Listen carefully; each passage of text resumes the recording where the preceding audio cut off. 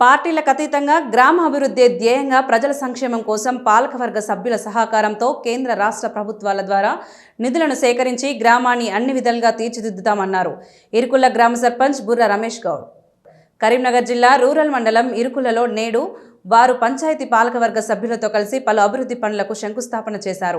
మొదటగా ఇరుకుల ఎల్లమ్మ తల్లి ఆలయంలో ప్రత్యేక పూజలు చేసిన అనంతరం కొబ్బరికాయ కొట్టి పనులకు శంకుస్థాపన చేశారు. ఈ సందర్భంగా వారు మాట్లాడుతూ సుమారు 30 లక్షల రూపాయల ఈజీఎస్ నిధులతో ఎల్లమ్మ తల్లి ఆలయం వద్దకు వెళ్లుటకు సీసీ రోడ్డు నిర్మాణం, వీరప్ప ఆలయం వరకు సీసీ రోడ్డు నిర్మాణంతో పాటు గ్రామ పంచాయతీ భవనం పునర్నిర్మాణానికి పనులను ప్రారంభించినట్టు తెలిపారు. ముఖ్యమంత్రి రేవంత్ రెడ్డి, కేంద్ర హోంశాఖ సహాయ మంత్రి బండి సంజయ్, రాష్ట్ర మంత్రి పొన్నం ప్రభాకర్, కరీంనగర్ ఎమ్మెల్యే గంగుల కమలాకర్ల సహకారంతో గ్రామాన్ని అన్ని విధాలా అభివృద్ధి చేస్తామని, పాలకవర్గ సభ్యుల సహకారంతో ప్రజల సంక్షేమం కోసం ఎల్లప్పుడూ కృషి చేస్తామని పేర్కొన్నారు.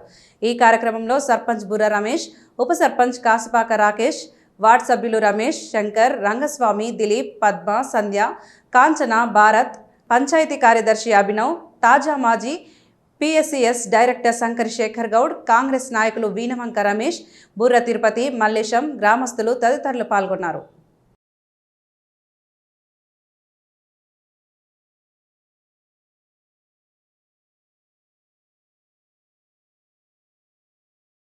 ఇరుకుల గ్రామంలో ఈజీఎస్ నిధుల ద్వారా సుమారు 30 లక్షల రూపాయలతో ఎల్లమ్మ గుడి నుండి మన పాత రోడ్డు వరకు 5 లక్షలు, బీరప్ప టెంపుల్కు 15 లక్షల రూపాయలు మరియు గ్రామ పంచాయతీ పునర్నిర్మాణం కొరకు 10 లక్షల రూపాయలు ఈజీఎస్ నిధుల ద్వారా కేటాయించడం జరిగింది.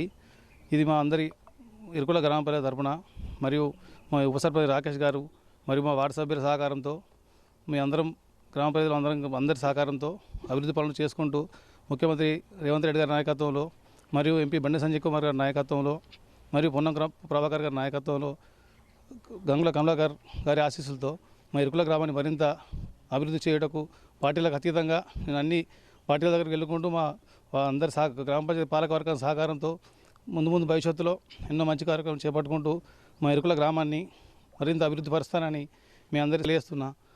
మా పాలకవర్గానికి అందరికీ మరొకసారి ధన్యవాదాలు.